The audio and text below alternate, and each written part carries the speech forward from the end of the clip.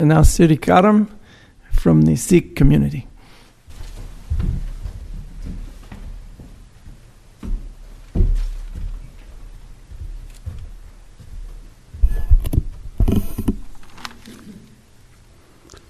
Guru, Guru, Waheguru,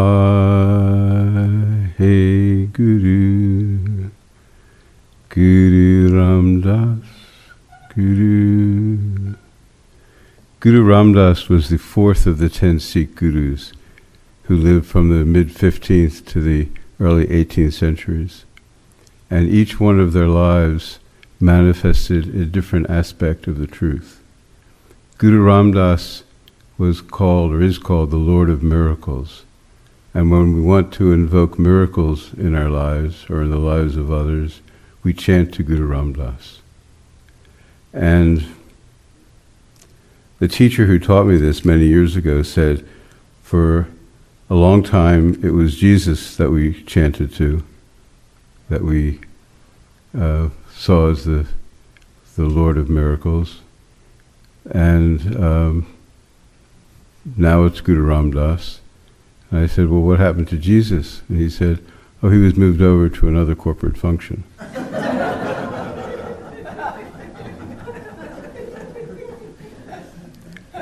So,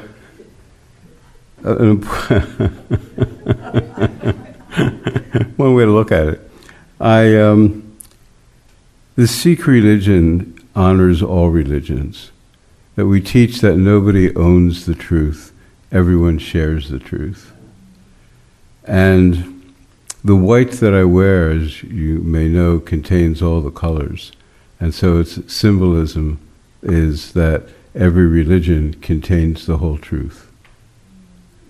And focuses, however, on a different aspect of the truth.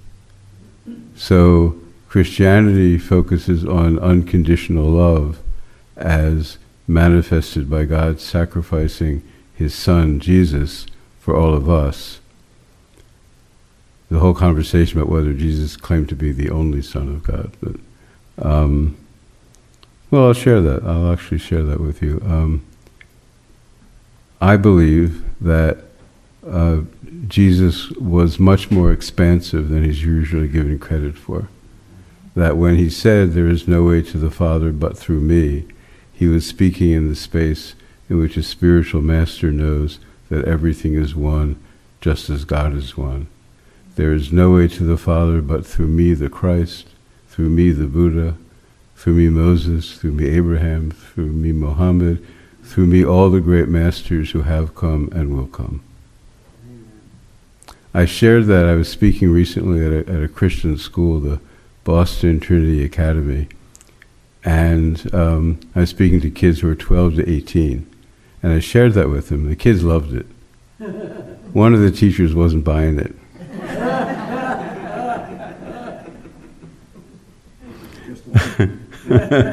Well, the one who was there. I think of myself as a spiritual mutt. I was raised Jewish in a Protestant boarding school. I went to a Quaker college where a lot of my friends became Baha'is, and then I became a Sikh. And I believe that each of us, we're not our bodies, we're our souls. And we come into a body, a physical form, for a time and a purpose. And so I didn't become a Sikh as a rejection of anything. I became a Sikh because it was my destiny, the destiny of my soul, to express my spirituality in this way. And I love the fact that I was raised Jewish. And as I was kibitzing with the good rabbi this morning in Yiddish, it's just it's a beautiful part of me. And I remember years ago, it was actually in March of 1999, that I was invited to speak at the 40th anniversary of the Dalai Lama's forced exile from Tibet. And it was to about 200 people in the Boston Tibet Network who had come from Tibet, and they were really searching for their identity. And So I prepared a speech, spent days doing it. I had a bunch of interns from Haverford and Bryn Mawr colleges, and I practiced on them. And then I went and I delivered the speech, and it went well. It was well received. There were 5 or 6 speakers. And I went home feeling satisfied. And a few weeks later, my phone rings, and it's the Boston Tibet Network. Will I come back and speak again? And I thought to myself, oh, damn. I already told them everything I know. What do I do now? And I worried and I worried and I worried. And I thought of something to share, and I went, and I was quite nervous. And I delivered, and again, it went well. And a month or 2 later, they called me again. This time, I was so nervous, I woke up sick the morning of the event and called a friend to substitute for me. Then a month or 2 later, they called me again. What I learned from this, what I gained from this, was real growth. I realized there was nothing to worry about.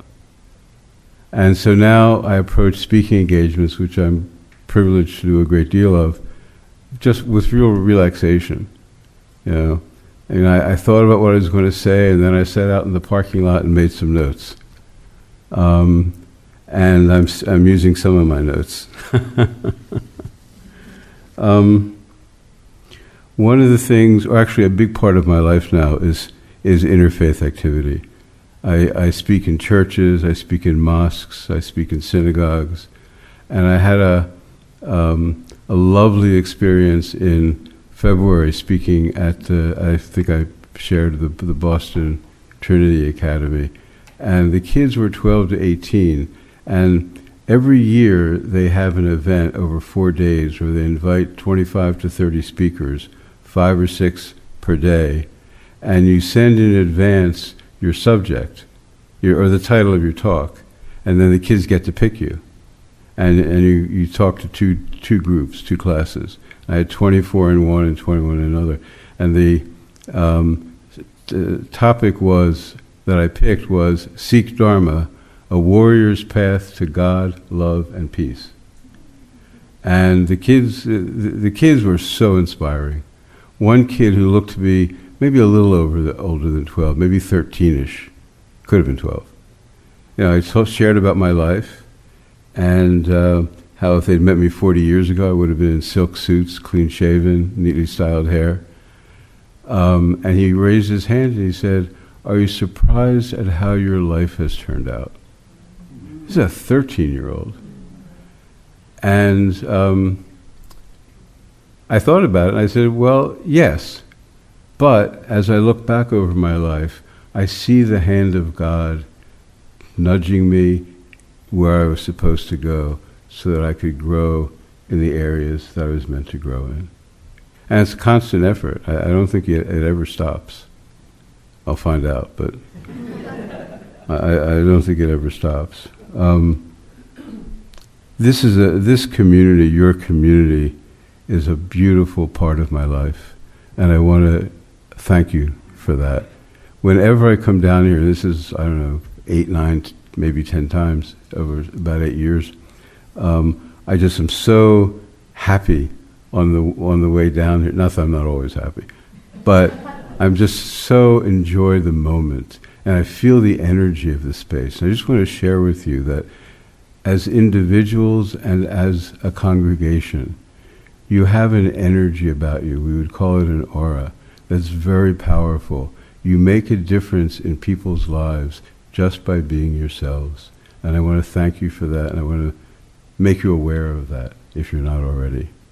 It's a very special space. It's a very special mission that you have. And I just love this community, and I love Reverend Tony. And we had some great conversations on the phone. Then he realizes he has work to do.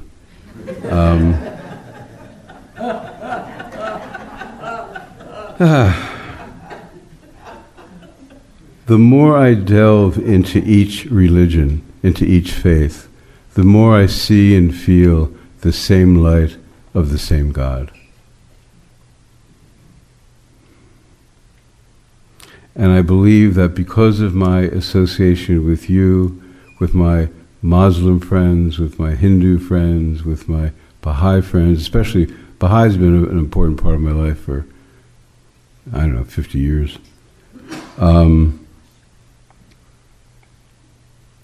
It makes me a better Sikh. You make me a better Sikh, and I thank you for that as well. I wonder, thank you. I wonder, I like to wonder, I like to know why things are the way they are. My history, my major in college was history, and you're not supposed to do what's called positing causation in history, say why something happened.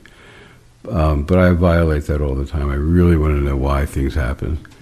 And so I wonder, why did God create so many beautiful religions when there's only one truth? And I believe it's because, for whatever reason, our job is to work hard to get to the realization that there's only one truth. I don't know why, I don't make the rules, but I try to understand them, probably too much. So I want to thank you once again for inviting me to share in you with your beautiful community and have just another beautiful experience of you and of this community. Waheguru Ji Ka Khalsa, Waheguru Ji Ki Fateh, which roughly translated means Amen.